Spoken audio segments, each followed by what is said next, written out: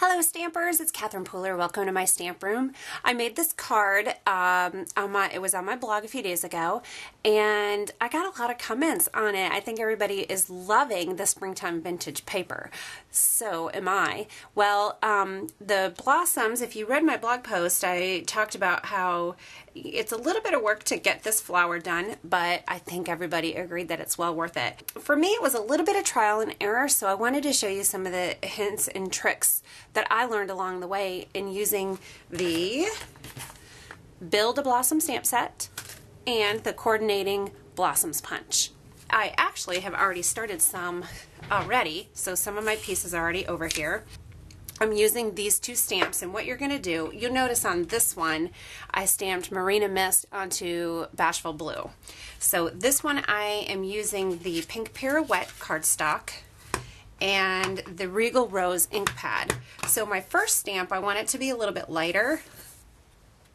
Now when I stamp it down here, it's lighter.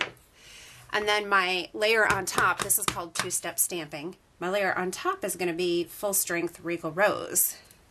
So there we go. And you can see with the clear mount stamps, you can see right through. And it's pretty close. It's not perfect, but that's okay. It's paper crafting, and we're not striving for perfectionism, right? Okay, so you're just going to line that up inside your punch it out, and then I have all these little pieces here, and I just took my bone folder to kind of curl them a little bit. And one thing I noticed when I was making this, I was trying to curl the paper. I sprayed it with a little bit of shimmer mist. I don't know if you can see, but when I was curling the paper, I kind of made some little bends on there and kind of messed up the cardstock a little bit. Now, of course, the recipient of this card, if you send it to somebody, they're going to think you're so super fantastic, right? So I'm not too worried about that. But, of course, I wanted to see how I can make it better. So if I use my bone folder to just, I don't know what this technical term is, but this is going to soften your paper a little bit and give it some curl. Okay, so I used my 1 3/4 inch circle punch to give myself a base for the flower. And I'm going to use my two-way glue, and I'm just going to add some glue right down at the bottom and try to get that right in the middle there.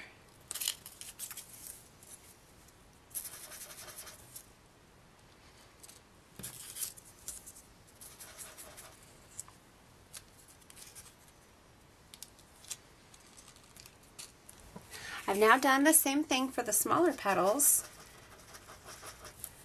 and the two-way glue takes a little bit to dry, so it's a little bit of a juggling act for a minute, just kind of holding these down so they dry and don't flip up.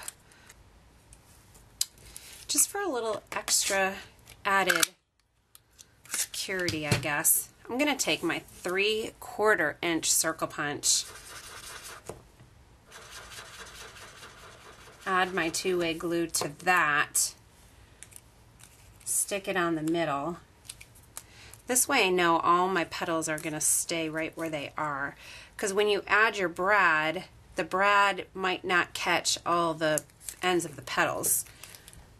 So this will help. Poking through quite a few layers there.